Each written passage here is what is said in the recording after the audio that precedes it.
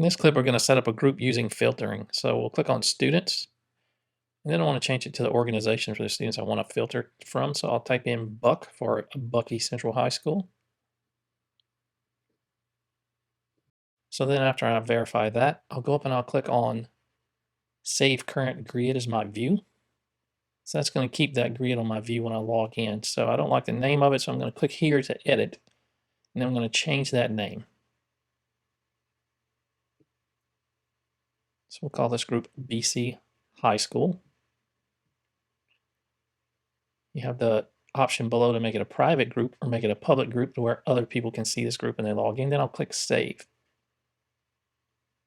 Now if I navigate to other modules in the system, once I return to the student group, my grid view should still be in place. If I would like to see what groups are set up, I click on the group name window. I get a pop-up that shows me a list of those groups. When I click on the group name, I get a display of the filter options that were used for that group. If I wish to remove a group, I simply click on the delete icon, then click yes, and that group has been removed. If I wish to return to my window with no group chosen, I just click the clear group icon, and it returns to the default setting.